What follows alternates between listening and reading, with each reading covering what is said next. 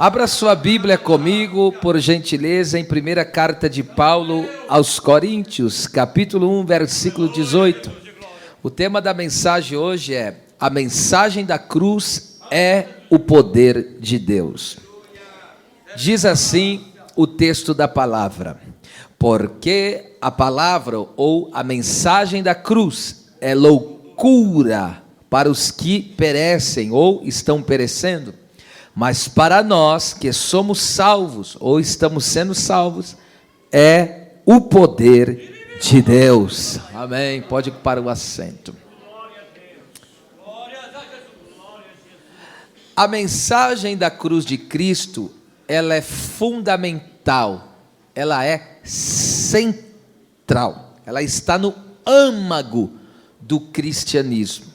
E nada mais pode ser tratado enquanto as pessoas não compreenderem essa gloriosa mensagem. Por isso que Paulo, quando ele trata aqui com os coríntios, ele diz no capítulo 2, versículo 2, ele diz: nada me propus a saber, nenhum outro assunto entre vós, senão a Jesus Cristo e este crucificado. Uma referência à mensagem da cruz. Então Paulo exaustivamente, perseverantemente, tratou da mensagem da cruz até que os coríntios ficassem inteirados, entendessem verdadeiramente esta poderosa, inigualável e tremenda mensagem. Esse texto lido mostra que não há neutralidade, ou a pessoa faz parte dos que estão se perdendo, ou a pessoa faz parte dos que estão sendo salvos.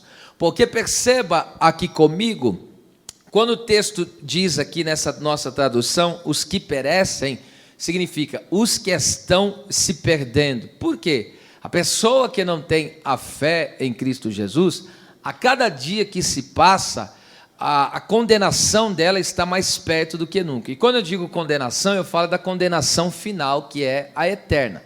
Por outro lado, nós, o povo de Deus, aqueles que temos a fé em Cristo Jesus, nós estamos sendo salvos em que sentido? Nós já somos salvos, mas existe a questão escatológica, que podemos dizer que seria a consumação dessa salvação, que se dará por conta da redenção do nosso corpo, que acontecerá quando a igreja for arrebatada e o nosso corpo for transformado. Então, hoje nós já somos salvos. Jesus falou: essas ovelhas são minhas e ninguém pode arrebatar essas ovelhas das minhas mãos. Logo, enquanto permanecemos em Cristo, ninguém, absolutamente, pode nos tirar dos seus cuidados amorosos, nos tirar da sua gloriosa e santa presença. Agora perceba, a mensagem da cruz é o poder de Deus. Agora, por quê? Não é uma pergunta, eu estou dizendo a razão, e eu vou dar algumas razões por que a mensagem da cruz é o poder de Deus. E primeiro, a mensagem da cruz é o poder de Deus porque é uma profecia da parte de Deus, e essa profecia é infalível.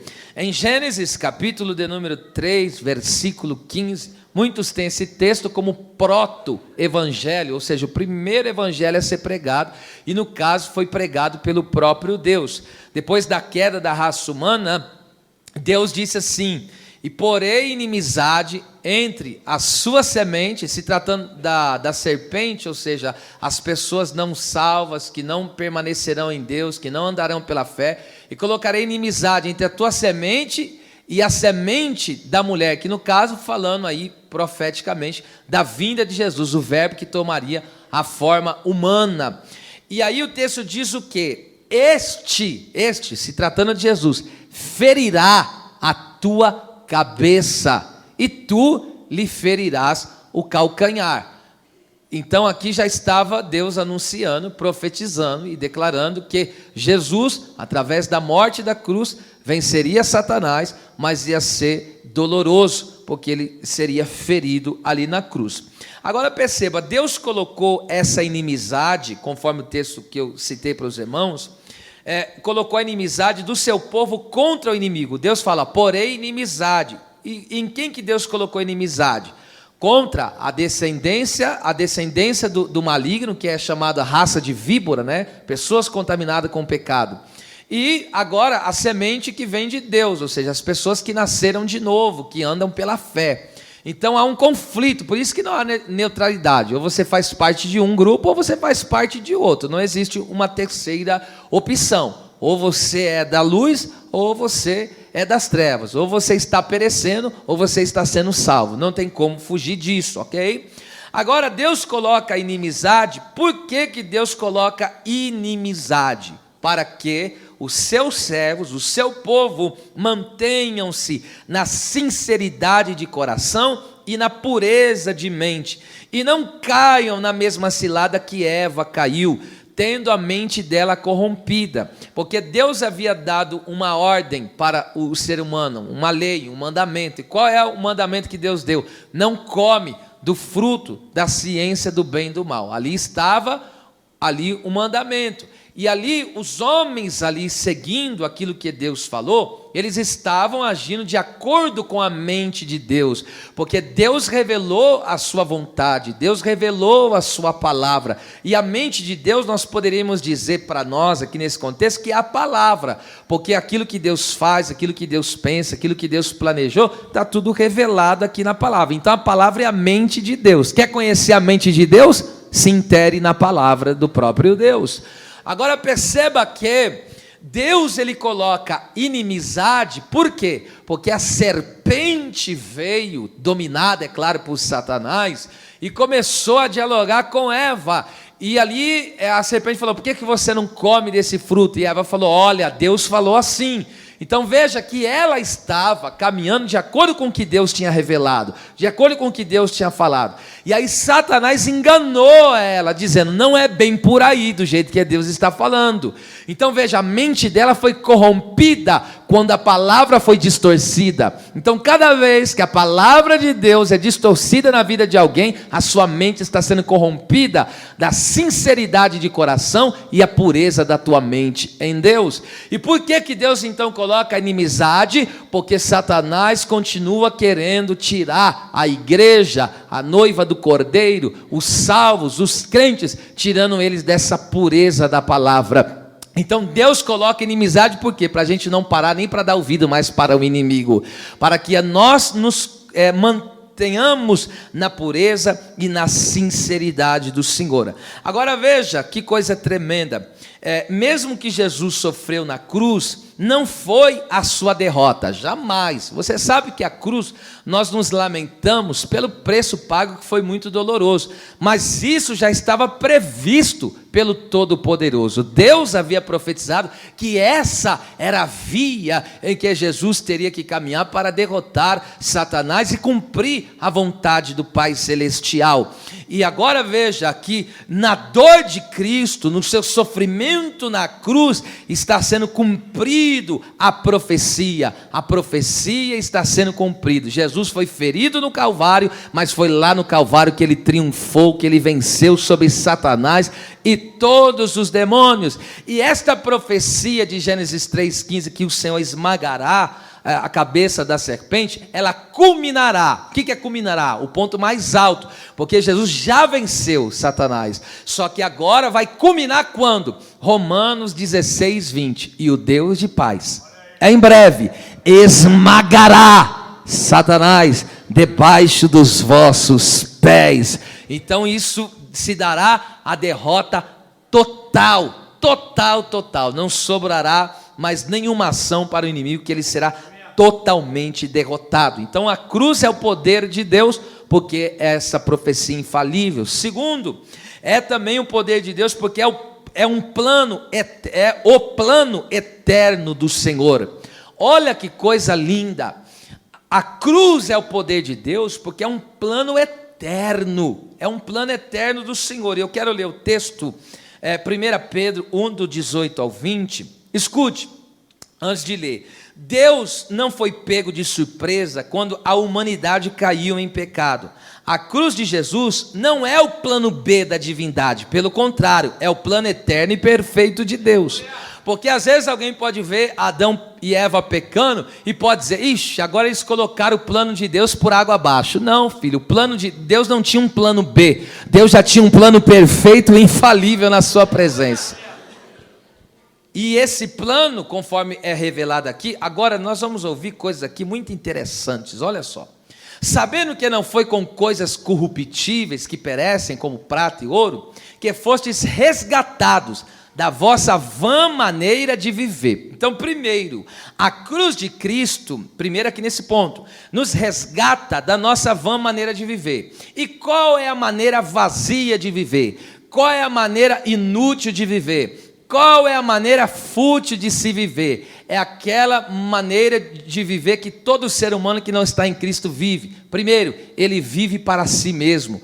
Ele vive para autossatisfação. Ele vive para os seus objetivos. Ele vive para os seus propósitos. Ele vive para os seus ideais. Ele vive para a realização dos seus sonhos. Ele vive para simplesmente satisfazer a sua própria vontade, ou como nós dizemos, o seu ego, o seu próprio eu. Isso é uma maneira fútil, uma maneira inútil de se viver, e de outra maneira também, também para satisfazer, no caso, a vontade do mundo, porque olha só, o ser humano vive para si mesmo e também vive para agradar o mundo. É por isso que você vê, o mundo lança uma moda, as pessoas vão de acordo com o mundo diz que é certo fazer assim, as pessoas vão seguindo conforme o mundo. Por quê? Porque elas vivem para satisfazer as vontades do mundo, então os pensamentos delas são mudando, a conduta dela é mundana, diferente de nós, que fomos resgatados. Agora eu e você não vivemos mais para nós, e não vivemos para agradar e nem satisfazer os costumes do mundo, mas nós vivemos para a glória de Deus.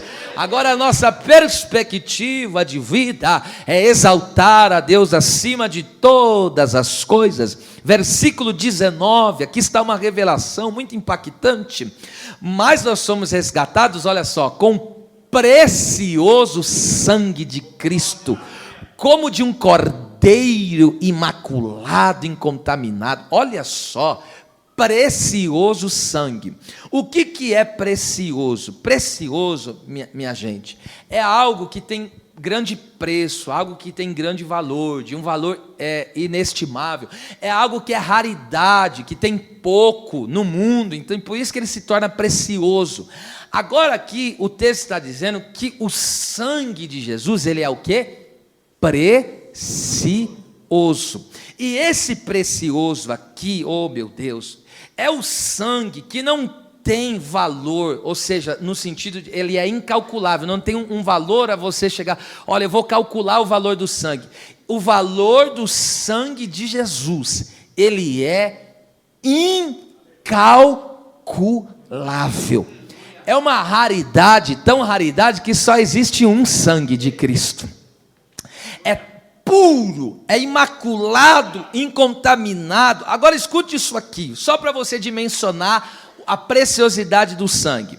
O universo, o planeta é cheio de riquezas, como nós vemos, o ouro, a prata são riquezas da terra, rubi, diamante e tantas outras coisas preciosas, pedras preciosas, minérios e tantas outras coisas. Uma vez eu estava ouvindo uma notícia que os cientistas aí da área fizeram uma estimativa e calcularam o tanto de ferro que tem no planeta Marte. Estou falando só num planeta do universo. E o planeta Marte tem tanto ferro que daria para comprar o planeta Terra, de tanto ferro que tem em Marte. Agora você imagina, o tanto de ferro que tem, daria para comprar todas as riquezas da terra, como água, como ouro, como prata, e todas as riquezas que envolvem o nosso planeta. O nosso planeta é muito rico, tá certo? Agora imagine toda a riqueza do universo, de todas as galáxias, enfim, Sol, Lua, estrela, imagine o quanto é rico, é ou não é? Agora escute só isso aqui, Salmo 49, 8, olha só isso aqui. Se você ajuntar toda a riqueza do universo, que é um valor que para nós, seres humanos, não dá para chegar a um cálculo disso, porque é muita riqueza no universo. Porque o universo, para nós, ele é infinito. Por quê? Porque o ser humano nunca vai conseguir chegar ao fim do universo. Mas para Deus ele é finito. Por quê? Porque o universo tem começo e tem fim. Mas o ser humano tem lugar que ele nunca vai conseguir chegar, então para nós ele é infinito, tá certo? Agora escute, pega toda a riqueza do universo. Eu estou tendo que falar tudo isso só para você entender o valor do sangue. Olha só, olha o que o salmista diz. Pois a redenção da sua alma, está falando de uma alma, uma só pessoa, é caríssima e é tão cara, e seus recursos se esgotariam antes. Sabe o que esse salmista está dizendo? Você pode pegar todos os planetas, você pode pegar todas as riquezas, você pode pegar as galáxias, você pode pegar as bilhões de estrelas que os cientistas não conseguem chegar a um cálculo de tanta estrela que existe. Pega o Sol, pega a Lua, pega os planetas, pega tudo que você quiser. E se você pegar todos os recursos que existem no universo, você não vai conseguir ajuntar o recurso para pagar o valor de uma alma. Agora, olha como o sangue de Jesus é precioso. Este sangue é tão precioso que não comprou uma só alma, ele comprou todas as. Irmão, como você consegue ouvir uma coisa dessa assim? Você parou para imaginar a raridade, a preciosidade desse sangue? Que é capaz, ele é tão potente, ele é tão valorizado, que este sangue dá para comprar toda a humanidade, e ainda restaurar todo mundo, porque vai ter novo céu e nova terra por causa do sangue. Que sangue é esse? Este é o sangue que corre nas minhas e nas suas veias. Verso 20. O qual, na verdade, em outro tempo, está falando de Jesus, do plano da salvação, foi conhecido, porque Jesus é desde a eternidade, ele é Deus, ainda antes da fundação do mundo. Então perceba, o mundo não tinha sido criado, olha só, não tinha sido criado, mas já havia um plano eterno de salvação. Agora olha o que Pedro diz, mas manifestado nesses últimos tempos por amor de vós. Que lindo isso! Então, antes do universo existir, o plano da salvação já tinha sido estabelecido na eternidade. E ele foi executado na terra, João 3,16, Deus amou o mundo de tal maneira que deu o seu Filho unigênito, para que todo aquele que nele crê não pereça, mas tenha vida eterna. E por que nesse tempo ele foi manifesto? Por amor. Agora, que Deus é esse? Que o universo não tinha sido nem criado, não existia um único ser humano, e ele já amava o ser humano? Antes de você existir, Deus já te amava. Porque antes de você existir na terra, você já existia no interior de Deus. Eita! Meu Deus do céu!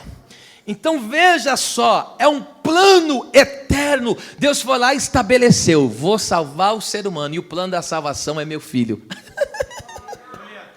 Jesus Cristo. Então por isso que a cruz é o poder de Deus. Terceiro, a cruz é o poder de Deus, porque pela cruz Jesus desfez todas as inimizades.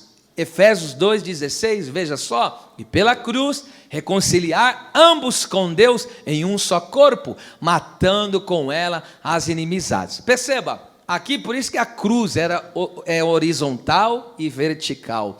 Por quê? Porque Jesus nos reconciliou primeiro com o Pai, e depois reconciliou uns com os outros. A pessoa que é reconciliada com Deus vai ser reconciliada com seus irmãos.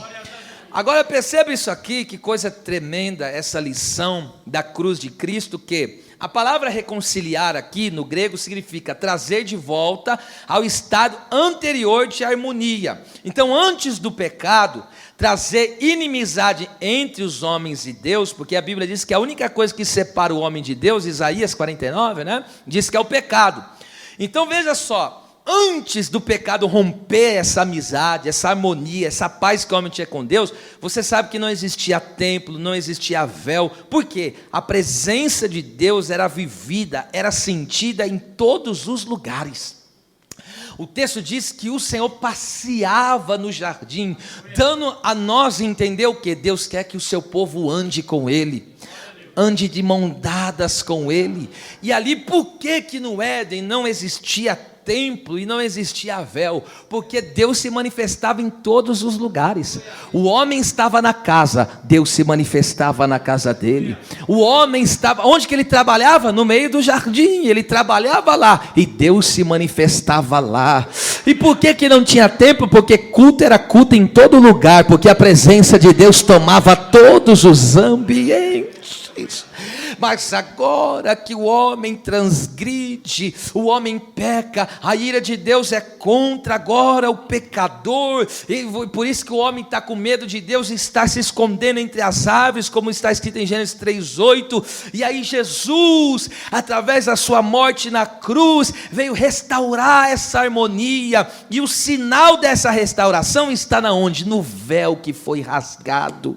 Em Mateus 27, 50 e 51, que coisa linda, ali quando Cristo estava sendo ali crucificado, você sabe, o véu se rasgou de alto a baixo, o caminho foi aberto. Quando o véu se rasgou, o que o texto está nos ensinando? O que a Bíblia está querendo dizer? A comunhão foi restaurada, o homem foi restaurado, a sua comunhão com Deus, o homem pode voltar a ter intimidade com Deus, o homem pode voltar a adorar a Deus e glorificar a Deus em todo e em qualquer lugar. Foi por isso que Jesus veio aqui na terra, para restaurar isso, para nos levar para o Éden de novo. Oh, louvado seja Deus! É por isso que Jesus chegou para a samaritana. Ela estava dizendo, os samaritanos dizem que nós temos que adorar aqui no monte, vocês judeus dizem que tem que adorar no templo. Jesus falou, quer saber de uma história, minha filha? Eu vim trazer a restauração,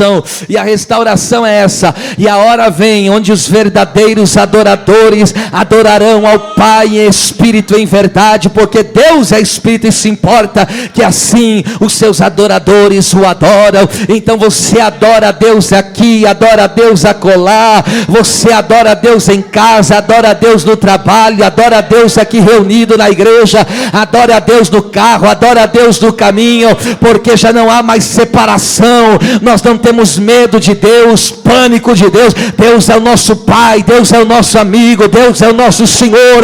Deus agora, Ele abriu o caminho, Jesus abriu e falou, vai para os braços, você tem acesso. Tem acesso. E a pessoa que está agora nessa plena comunhão com Deus, terá comunhão com os irmãos, pois a reconciliação via cruz destrói, veja só, destrói as inimizades, porque o texto diz, na cruz ele matou as inimizades. Que negócio que é esse, que pessoa que tem comunhão com Deus, mas não tem comunhão com o seu irmão? Isso aí tem alguma coisa errada. Toda pessoa que foi reconciliada com Deus, matou a inimizade. Cristo na cruz já matou toda a inimizade, porque Ele nos uniu em um só corpo. Louvado seja o seu nome. Esse é o poder da cruz. Olha só, também a cruz é o poder de Deus, porque pelo sangue derramado no Calvário, temos a redenção e a remissão dos nossos pecados. Redenção é uma coisa, remissão é outra, e eu aplico Efésios capítulo 1, versículo 7, em Cristo temos a redenção pelo seu sangue, a remissão das ofensas, segundo as riquezas da sua graça. Então temos a redenção e temos a remissão. Pastor, o que é redenção? Redenção é uma libertação obtida pelo pagamento de um resgate. Estávamos presos, detidos, mas Cristo nos libertou pelo pagamento do sangue. O preço era esse, para libertar essa alma aqui, para tirar essa alma aqui da prisão, dessa detenção, é preço de sangue. Jesus falou, está pago. E aí Ele pegou e nos resgatou daquela prisão. Ele nos tirou daquela condenação. Então, redenção é o que? É o preço pago que me tirou da prisão, da detenção. E agora a remissão dos pecados. Isso aqui também é muito forte. A remissão é o perdão dos pecados e da penalidade, permitindo que sejam apagadas da memória, como se os pecados nunca tivessem sido cometidos. Miqueias 7,19. E o que está escrito? E o Senhor lançará os vossos pecados da onde? Nós dizemos assim, né? Mar do esquecimento. Lá está na profundeza do mar. Que pode ser isso também, porque existe profundeza do mar que não existe ninguém que consegue chegar. As profundezas do oceano. Então olha só, quando Deus perdoa alguém de um pecado, esse pecado desaparece. É como se você nunca tivesse cometido ele. Deus vai libertar a mente de alguém aqui agora. Existem pessoas que ainda não conseguiram aceitar o perdão que Jesus já deu para você. Por que você está se cobrando? E aí você fala, só pode ser, eu estou vivendo isso por causa do pecado que eu cometi há tantos anos atrás. Se você confessou o teu pecado e abandonou ele sinceramente, a Bíblia diz que quem confessa e deixa alcança a misericórdia. E se Deus já lançou esse teu pecado, esse meu pecado lá no mar do esquecimento, ninguém pode mais ir lá buscar esse pecado. Diga bem forte, o pecado já foi perdoado. Aí João escreve, filhinhos, eu escrevi para que vocês não pequem, mas todavia, se alguém de vocês pecar, há um advogado para com o Pai, Jesus Cristo justo. Pastor, eu escorreguei, não vigiei, falhei. Pastor, e agora clame por esse sangue poderoso. Arrependa-te sinceramente, porque o preço já foi pago. Vamos lá, quinto. A cruz, é o poder de Deus. Por quê? Porque na cruz Jesus nos libertou do velho homem. O que é o velho homem? A nossa inclinação carnal. E agora nós estamos firmes nessa liberdade. Vou ler 2 textos. Primeiro é Romanos 6,6. Escute isso aqui é muito forte. Sabendo isso, que o nosso velho homem foi com ele, Jesus, crucificado, para que o corpo do pecado seja desfeito, a fim de que não sirvamos, obedeçamos, nos submetemos mais ao pecado. Esse versículo até alivia a nossa alma, porque a palavra desfeito, katargel no grego, significa tornar inoperante, impedir de sua força e poder, fazer cessar. A cruz de Cristo destrói a força e o poder do pecado, tornando essa inclinação pecaminosa, tornando ela ineficaz, de tal maneira que não somos mais dominados pela carne para obedecermos a ela. O corpo do pecado é desfeito no Calvário, o corpo do pecado é aniquilado no Calvário, o corpo do pecado é desfeito no Calvário.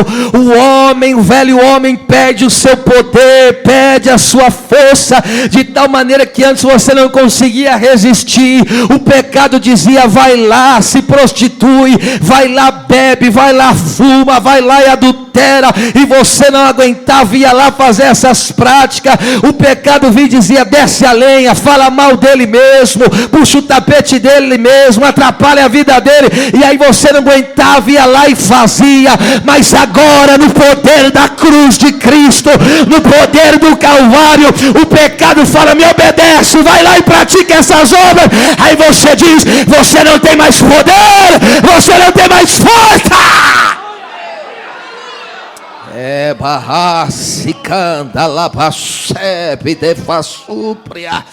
Se existem pessoas que estavam aqui dominados, você não podia ver, como aqui, alguns, antigamente isso aí, hoje você não é mais assim, você não podia ver uma história de ficar, aí de show de sei lá o que, aí de música mundana, de show mundano, aí você já relembrava aquele velho homem que você tomava todas, cheirava uma carreira de farinha, beijava 200 bocas, entrava em motel e saía de motel. Você era uma porcaria como eu também, mas agora a cruz de Cristo pegou esse homem imundiça, cravou ele na cruz, e o homem do pecado não tem mais força. Eminarra supria que base é berrece. E agora, por causa da mensagem da cruz, que é o poder de Deus, nós estamos firmes nesta libertação. Gálatas 5:1, olha só: estai, pois, firmes na liberdade com que Cristo nos libertou. Você vai gritar bem forte comigo: Cristo nos libertou. Mais uma vez, mais forte. Se Cristo te libertou, exalte e glorifique a presença dEle. A cruz nos libertou. A cruz nos libertou de nós mesmos, das nossas inclinações pecaminosas. Parabasúpria. E agora Paulo diz que nós estamos firmes nesta liberdade, como que Cristo nos libertou, Jesus nos colocou em liberdade, e agora estamos firmes, perseverantes, e estamos de pé nesta liberdade. Escute o que eu vou dizer para você: você não está oscilante, você não está instável, você está firme na liberdade com que Cristo te libertou. Eu vou dizer de novo: Cristo te libertou, Cristo te libertou, Cristo te libertou. Diz a Bíblia: olhai para mim, sereis salvos, porque Cristo é a nossa liberdade. Recebe para você, para que sergue da raça, é para coube de quemância, Calábria. Você vai andar firme, vai permanecer firme. As lutas da vida tentam nos tirar desta firmeza, os problemas da vida tentam nos tirar desta firmeza. Todo dia o pecado vem, a tentação vem, mas o que Paulo diz em Gálatas 5:1: estamos firmes na liberdade com que Cristo nos libertou. Diga forte, pelo amor de Deus: estamos firmes na liberdade que Cristo nos libertou. Adore a Deus pela liberdade que Cristo te deu.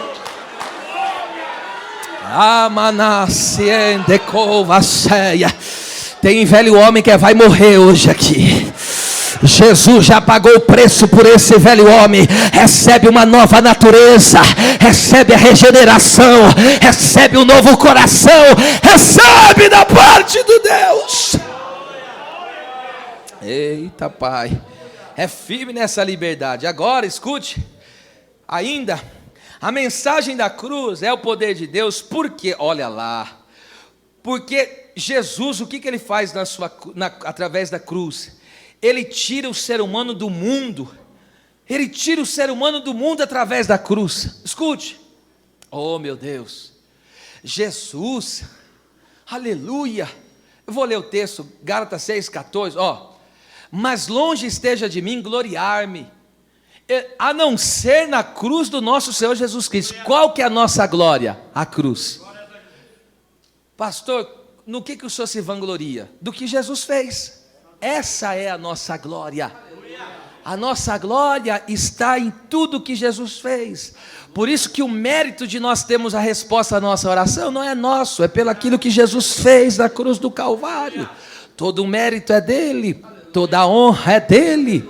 Qual que é meu estado? Fraqueza, pecaminosidade, miséria. Agora eu olho para a cruz, eu olho para o Salvador, e eu digo: ali está a minha glória. A minha glória está no Cristo que desceu na terra. A minha glória está no Cristo que andou na terra.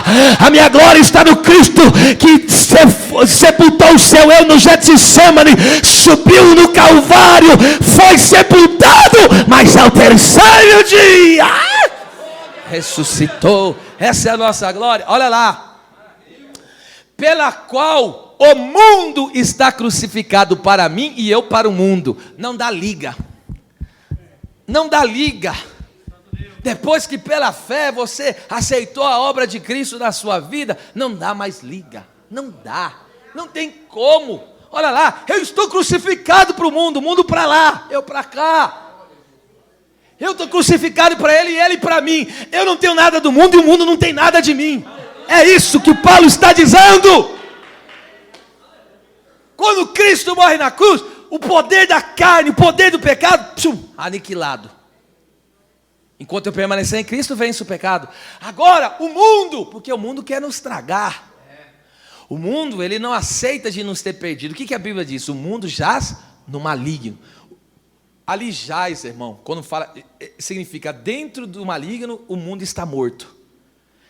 O mundo está nas entranhas do inimigo, é assim que o texto grego significa. O mundo está nas entranhas do inimigo. E aí o que acontece? Que coisa terrível. João 17,14, olha o que Jesus falou, que coisa agora, que coisa boa. E Jesus assim falou, o mundo odeia vocês. Por quê? Porque eu dei-lhes a minha palavra, e o mundo odiou. Odiou é perseguir com ódio. O mundo é no maligno. Jesus deu a palavra e falou, agora você não é mais do mundo. A cruz me tirou do mundo. Primeiro, Jesus tirou o mundo de dentro de mim, mas também me tirou do mundo. Ele não só me tirou do mundo, mas tirou o mundo de dentro de mim. Aleluia! Agora o mundo nos odeia, o mundo procura nos maltratar, o mundo vem para tentar tragar a nossa fé, para tentar nos derrotar. E aí o que você diz? A boa notícia é essa, eu vou até ler, coloca aí 1 João 4,4, você tem que ler comigo com a mão direita levantada e ler forte, com ânimo, hein? 4,4, 1 João 4,4, lê 3, 2, 1, filhinhos, sois de Deus, e já os tendes vencido, porque maior é o que está em vós, do que aquele que está no mundo. Aleluia. Maior é o que está em vós. Melhor para você ver se você glorifica, aleluia, ao teu Deus. Maior é o que está dentro de nós. Opa! Maior é o que está dentro de nós do que aquele que está no mundo. E como que eu venço o mundo? João 5,4, e esta é a vitória que vence o mundo, a nossa fé na mensagem da cruz de Cristo. Enquanto você ficar agarrado nos pés da cruz, você terá vitória sobre o mundo. Já estou crucificado para mim mesmo, já estou crucificado para o mundo. Que vida maravilhosa é essa? Essa é a vida que o Senhor nos proporcionou. Aleluia. A cruz de Cristo é o poder de Deus. Por quê? Porque a aniquilação do império da morte. Olha só, irmão, você sabe que o inimigo mais temido de todos os seres humanos é a morte. Existe até um ditado popular brasileiro que diz: a única coisa que se não dá jeito é para a morte. Fala, se dá jeito para tudo, menos para a morte. Esse ditado está falido. Alguém disse que não tem jeito para a morte, eu digo que tem. Como que é o nome que resolve a morte?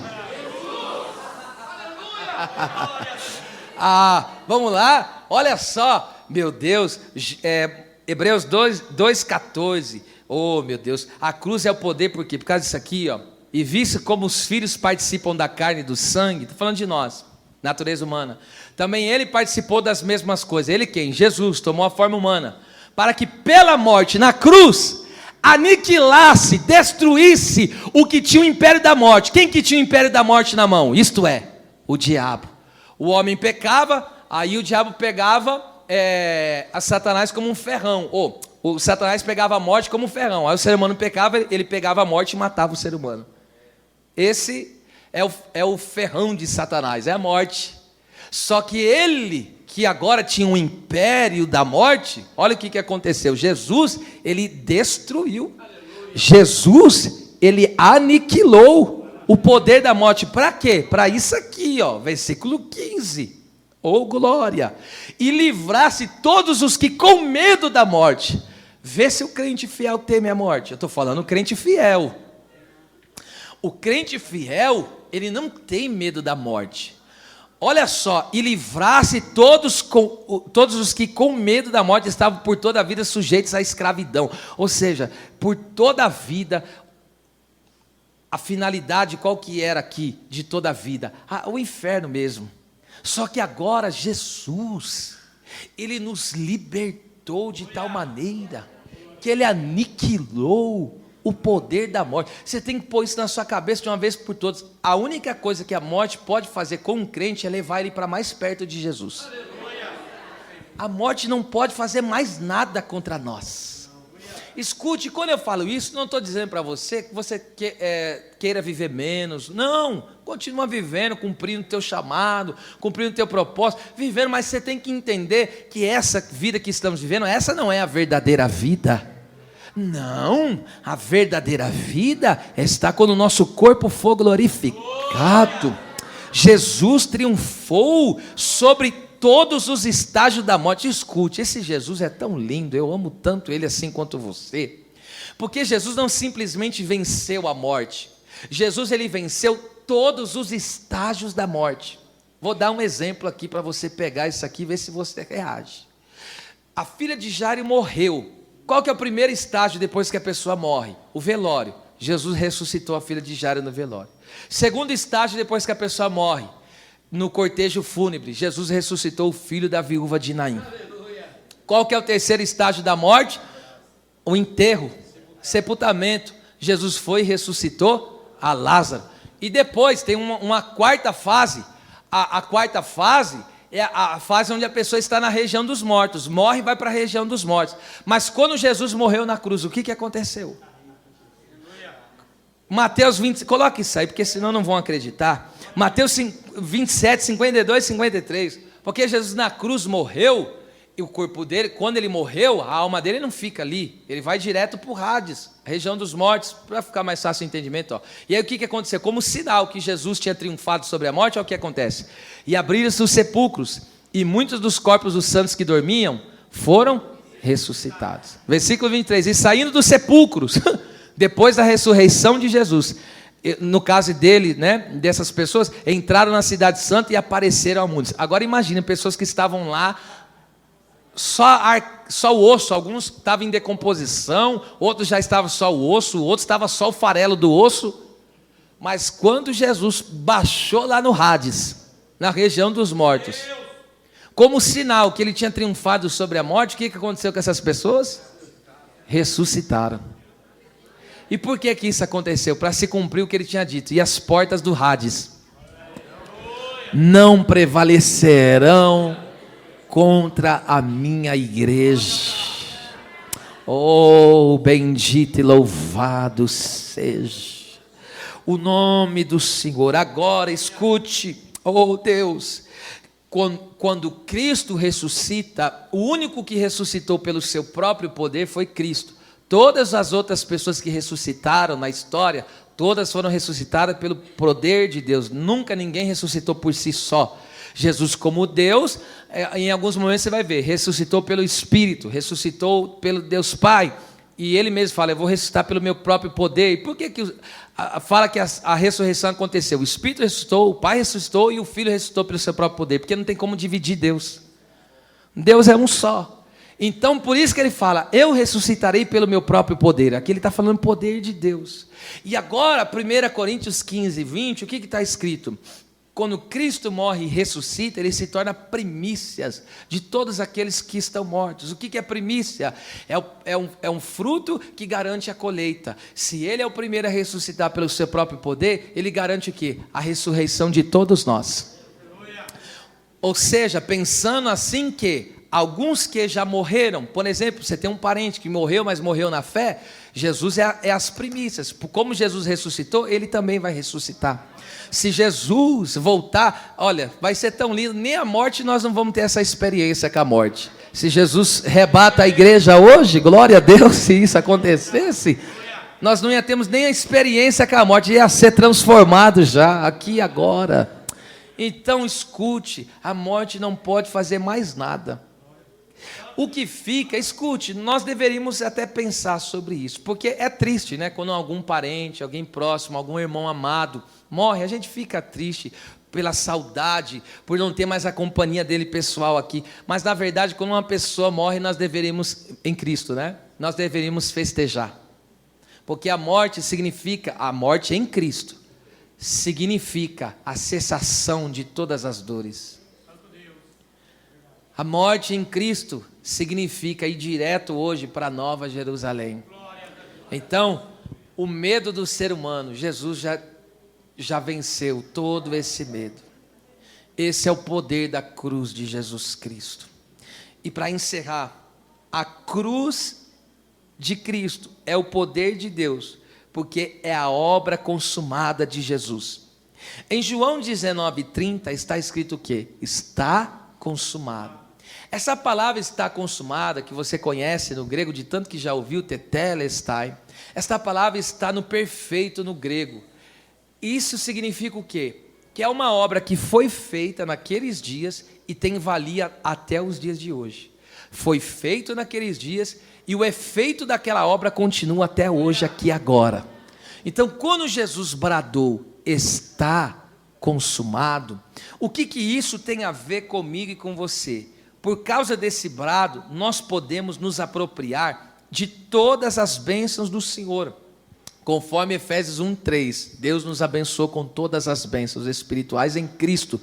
Quando ele fala está consumado, eu creio nele, eu passo a tomar posse de todas as bênçãos. Todas as bênçãos espirituais pela fé, elas são apropriadas por causa daquele brado. Por quê? Porque esse é o poder da cruz de Cristo. Inclusive a questão da saúde, que é uma coisa tão preciosa para nós, não é a mais importante, mas é tão preciosa, a saúde. Jesus, quando ele morre na cruz, Isaías 53:5, ele disse, Isaías, pelas suas pisaduras fomos sarados. A salvação, você pode se apropriar dela pela fé. E já se apropria dela, você que já é, não só por você, mas pela sua casa também. Porque está consumado. Se aproprie pela fé da cura. Pastor, eu tenho orado tanto, mas parece que essa doença não sai. Continua crendo até o final. Vai lutando até o final. Vai buscando até o final. E vai dizendo, Deus, eu creio na obra consumada. A cruz é poder, a cruz é poder.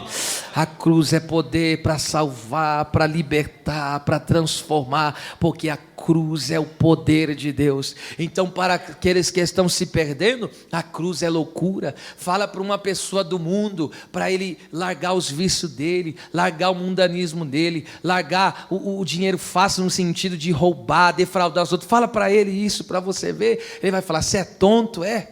Ele vai te chamar de tonto, de esquisito, de quadrado e tudo mais. Mas e por quê? Porque a palavra da cruz, para quem está se perdendo, é loucura, é um desvaneio. Mas para mim, para você, é o poder de Deus. Vou ter que repetir tudo de novo. Na cruz eu sou curado, na cruz eu sou perdoado, na cruz eu sou restaurado, na cruz eu sou firmado, na cruz eu sou liberto, na cruz eu tenho intimidade com Deus, na cruz eu sou abençoado, na cruz eu sou alcançado. Vai para a cruz de Cristo. E é por isso que todas as vezes nós vamos ter um programa de rádio, fazemos a rádio, eu começo a programação, ninguém às vezes entende, eu começo assim, a vitória é nossa, pelo precioso sangue de Jesus Cristo nosso Senhor. A cruz é o poder de Deus. As palmas louvem ao Senhor.